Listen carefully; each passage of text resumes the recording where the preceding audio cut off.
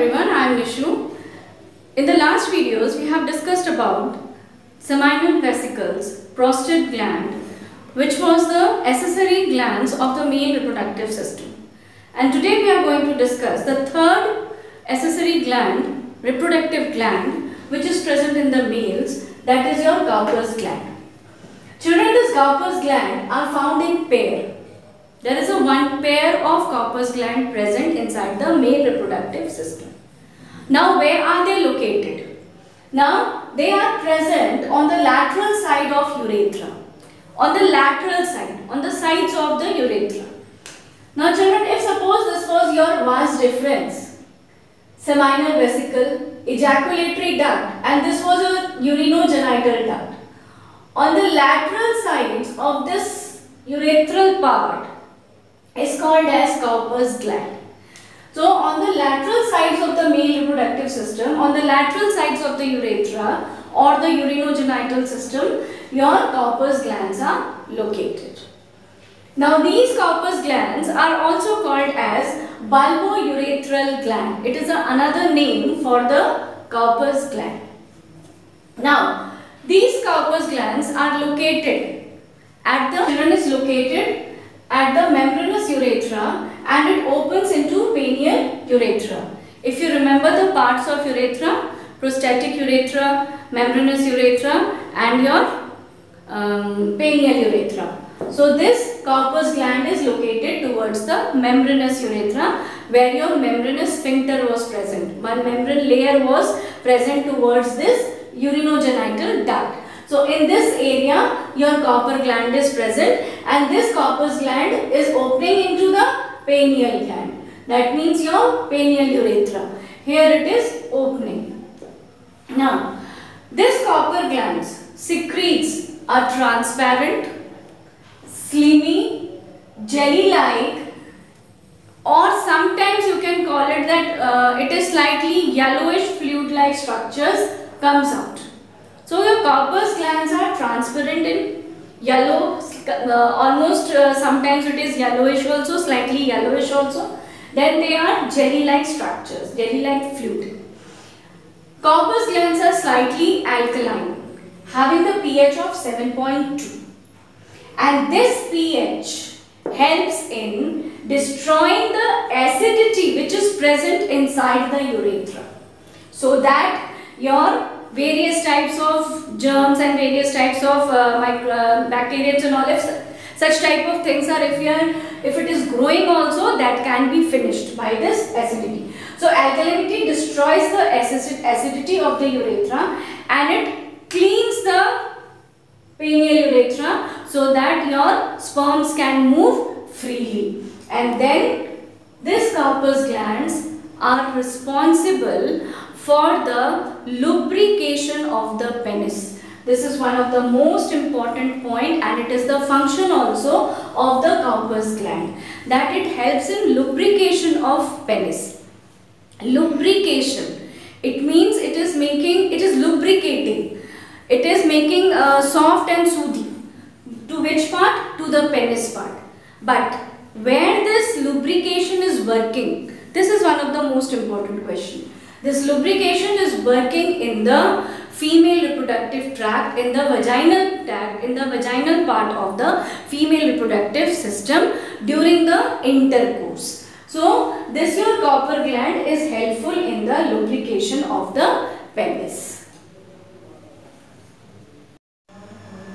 So now children, we are moving to the next topic, that is your semen. We have studied that your sperm formation takes place in the seminiferous tubules. Then from that seminiferous tubules, your sperms moves into the retitestis. From retitestis it is moving into the vas efferentia. From vas efferentia into your epididymis. From epididymis moving into vas deferens. From vas deferens it will be entering into seminal vesicles. From there into prostate gland, then to the urinogenital duct or the urethral part. Now children, your semen was the secretion. It was a secretion. We'll not say that semen was a secretion, but the sperms were inside the seminiferous tubules of the testis. But the rest of the part which I have told, your retitestis, vas efferentia, vas differentia, your epididymis, these are the parts through which your sperms are moving. Sperms are traveling from the external abdominal cavity into the internal abdominal cavity. This was the pathway through which the sperms were moving. Now finally they move inside the seminal vesicles, where they get mixed up with the seminal fluid. And I told you all that when your sperms get mixed up with the fluid present inside the seminal vesicle, then the structure which is formed is called as semen. So children, the secretion of epididymis, vas deferens, seminal vesicles, prostate gland are the essential, they are very essentials for the maturation as well as for the mobility of the sperms. So that the sperms can, these are the pathway, and plus the secretions which are secreted from these parts, they are allowing the maturation of the sperms as well as they are allowing the movement of the sperms through the tract, through the male reproductive system, all these parts. But what is actually semen? Semen is the seminal plasma along with the sperm constitute the semen. I have discussed this before, that when your sperms travel through all these parts and enters inside the seminal vesicle and get combined with, get mixed with the fluid of seminal vesicle, then the structure is called your semen. Now children, this fluid is ejaculated at the time of sexual intercourse. When this semen, which fluid? Semen. When is this semen ejaculated? Ejaculated means released out from the penial part, from the penis part. When it is ejaculated. So, your semen is ejaculated when your intercourse, sexual intercourse is taking place. When your opposite sexes are developing a relationship among themselves, at that time, during that period, your semen is released out from the male's body, and the process of releasing this semen out from the male reproductive system and transferring it into the body of your female reproductive system, their process is called as your ejaculation or ejaculated, which the word which I have mentioned here.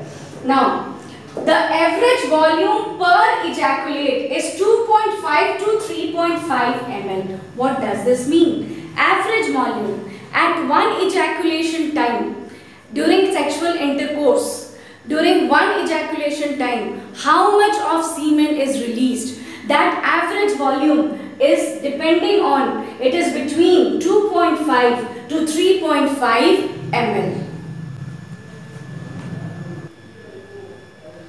Now only one sperm is needed to fertilize the ovum, but normally about 100 million sperms per ml of semen is released. Now what does this mean?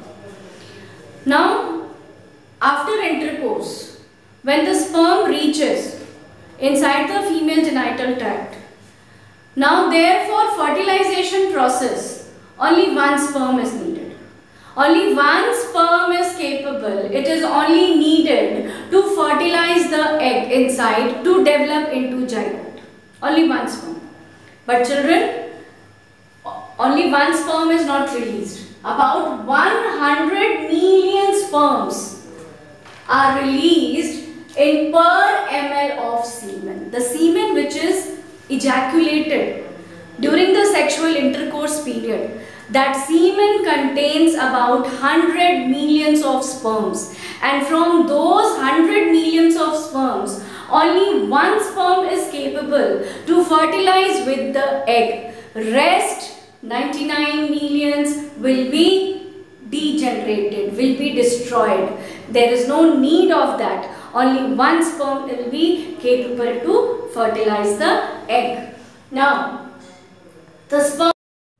So sperms move at a speed of 1.5 to 30 mm per minute through the female genital Now children, when the sperms are moving into the female reproductive system after intercourse, what is the actual speed of the sperm movement?